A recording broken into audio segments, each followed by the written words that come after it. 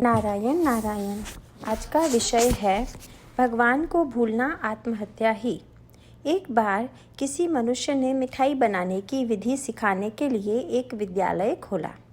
वह मनुष्य उस विद्यालय में मिठाई बनाने की विधि का वर्णन करके सिखाता था, परंतु उन छात्रों को घर पर इतना आटा भी नसीब नहीं होता था कि उसकी रोटी बना के खाएं। उन विद्यार्थियों को मिठाई बनाने के ज्ञान का क्या उपयोग। उसी प्रकार वेदांत की बातें या ज्ञान मिष्ठान बनाने के ज्ञान की तरह ही हैं। जो मनुष्य वेदांत का केवल अध्ययन ही करता है, उसे उस ज्ञान से कुछ लाभ नहीं होता। जो ज्ञान व्यवहार में उपयुक्त नहीं होता, वह सत्य होते हुए भी हमारे लिए उसका कोई उपयोग नहीं। हमारे और संतों के बीच में यही फर्क है कि हम विश्व के लिए देवता मानते हैं और संत देवता के लिए विश्व है ऐसा मानते हैं। वास्तविकता तो यह है कि जो बात आचरण में लाने के लिए सहज होती है, वह समझाने के लिए कठिन होती है। उसे तो अनुभव से ही जानना पड़ता है। जो अनुभव दूसरों पर निर्भर होता है, उसे अधूरा समझा जाए।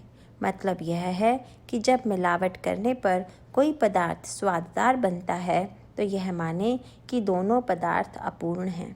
इस विश्व में परिपूर्ण केवल भगवान ही हैं।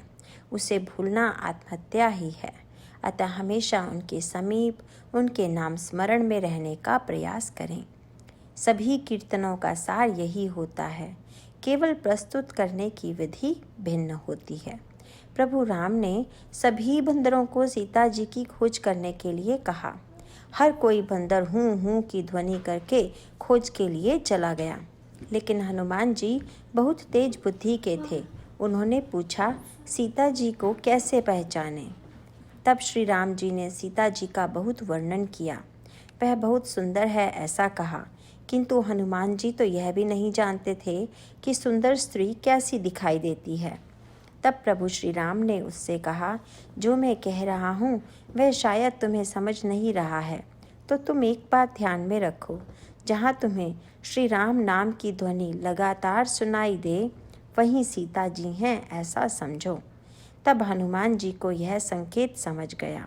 जिसे भगवान के नाम की महत्ता मन से समझ गई, तो मानो उसका जन्म सफल हो गया, उसके जन्म का सार्थक हो गया, उसका परमार्थ सफल हो गया और उसे विश्व में प्राप्त करने के लिए कुछ बाकी ही नहीं रहा। हनुमान जी बहुत श्रेष्ठ भक्त थे। प्रभु श्री राम को लगा, हनुमान जी को जब तक चिरंजीवी होने लायक बात नहीं दें, तब तक इनको संतोष नहीं होगा। इसलिए अपना चिरंजीवी नाम ही उन्हें दे दिया। अतः उस नाम के साथ हनुमान जी भी चिरंजीवी हो गए। नारायण नारायण।